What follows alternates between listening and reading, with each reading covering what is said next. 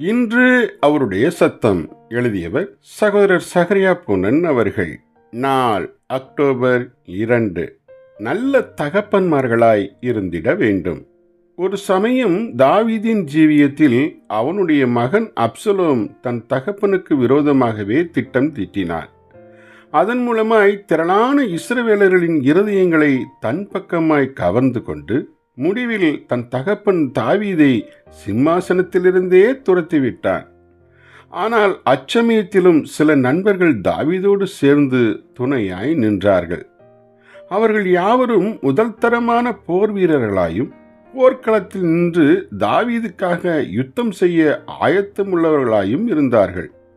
இந்த வீரர்கள் ஒரு நாளில் அப்சலமோடு யுத்தம் செய்வார்கள் என தாவீதுக்கு நன்றாக தெரியும். ஆகவேதான் தன் படைத்தளபதியாகிய யோவாபிடம் பிள்ளையாண்டானாகிய அப்சலோமை என் நிமித்தம் மெதுவாய் நடப்பியுங்கள் என கட்டளை கொடுத்தான்.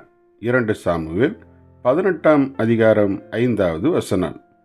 இவ்வாறாகவே நாமும் எப்போதெல்லாம் சபையில் உள்ள கடினமான சகோதரர்களோடு இடைபட வேண்டியிருக்கிறதோ அச்சமயங்களில் தாவீது அப்சலோமுக்காக சொன்ன வார்த்தைகள் நம்முடைய மனதிற்கு முன்பாக கொட்டை எழுத்துக்களில் எழுதப்பட்டிருக்க கடவதாக. ஆம், கர்த்தர் நிமித்தமாய் அந்த சகோதரனை மெதுவாய் நடப்பியுங்கள் என்பதே தாவீதோடு இணைந்து நாமும் கூற வேண்டிய அற்புத வார்த்தைகள் ஆகும்.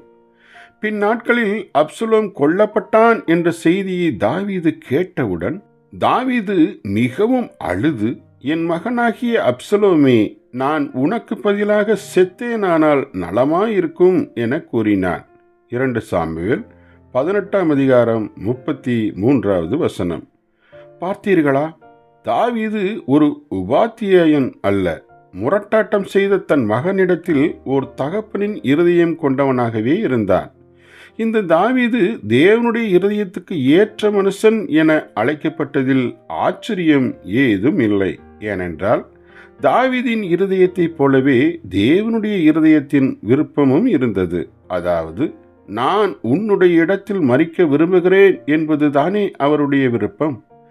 தேவனுடைய இந்த விருப்பத்தின் பிரதிபலிப்பாகவே இயேசு கல்வாரியில் நமக்காக மரித்தார். இவ்வாறு தேவனுடைய இருதயத்தோடு நாமும் ஐக்கியமாய் பிரவேசிக்கும் போதுதான் நாம் மெய்யாகவே தகப்பனாய் மாறிட முடியும். ஜெபிப்போமா. பரம தகப்பனே, பிள்ளைகள் எப்படி இருந்தாலும் சகோதரர்கள் எப்படி இருந்தாலும் எங்கள் உள்ளம் அவர்களிடம் அன்பையும் பட்சத்தையும் இழக்காது நல்ல தகப்பனாய் வாழ கிருபை தாரும். ஆமேன்.